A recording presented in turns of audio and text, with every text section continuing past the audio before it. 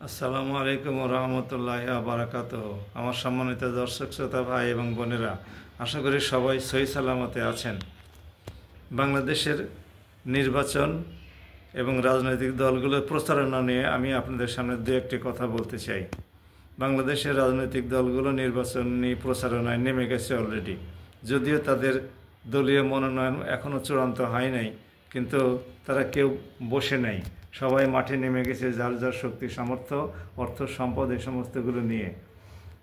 তবে বিএনপির যে 63টি আসনে এখনও মনোনয়ন অবশিষ্ট আছে, সে মনোনয়নগুলো দিলে পরে বিএনপি পূর্ণ উদ্যমে ময়দানে নামবে। আমরা জানি বিভিন্ন জরিপে দেখা যাচ্ছে যে বিএনপি এবং জামাতের মধ্যে ব্যবধান প্রতিদিনই কমে আসছে। এখন নাকি ব্যবধান মাত্র 3।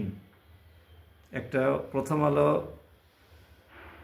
পরিচালিত একটি জরিপে দেখা যায়, যে জরিপের উপরে মন্তব্য করেছেন ডেভিড বার্গম্যান, ব্রিটেনের একজন বিখ্যাত আন্তর্জাতিক আইন বিশেষজ্ঞ।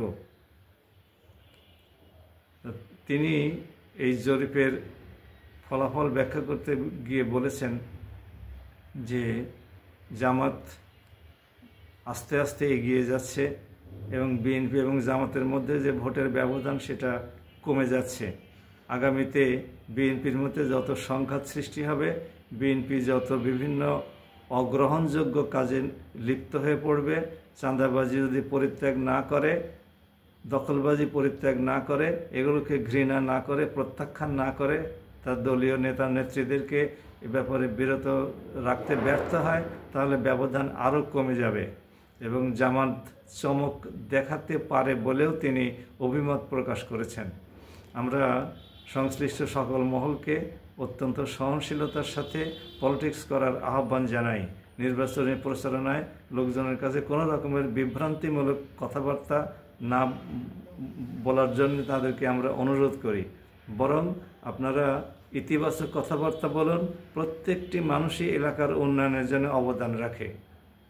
রাজনীতি করতে হলে তাদেরকে জনগণের অভাব অভিযোগ এগুলো আমলে নিতে হয়, এগুলো সমাধান করার জন্য নিজস্ব উদ্যোগে এবং সরকারি উদ্যোগে ব্যবস্থা নিতে হয়।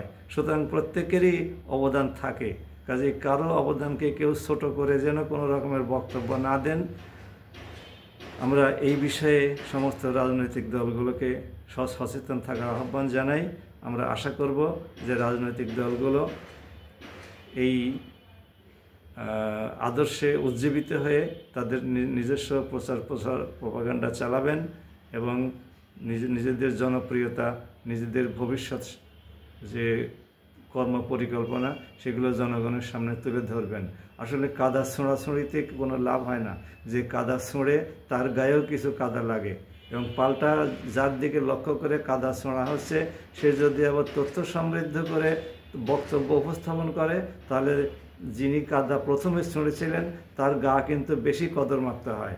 সুতরাং আমরা এই কাদা ছোঁড়াছুঁড়ির থেকে কৌশল থেকে, কাদা ছোঁড়াছুঁড়ির প্রবণতা থেকে আমরা বিরত থাকি। সবাই ভালো থাকুন, আমাদের নির্বাচনটি সুষ্ঠুভাবে সম্পন্ন হোক। বহুদিন পরে আমরা ভোটাধিকার প্রয়োগের জন্য সুযোগ পাচ্ছি, এই সুযোগটি আমরা ভালোভাবে কাজে লাগাই। আপনাদের সবার শুভকামনায় এবং আমার এই YouTube channel doctor Ataus analysis এটি সাবস্ক্রাইব করার অনুরোধ জানিয়ে আজকের বক্তব্য এখানে শেষ করছি। সবাই ভালো থাকুন। আসসালামু আলাইকুম ওয়া রাহমাতুল্লাহি ওয়া বারাকাতুহু।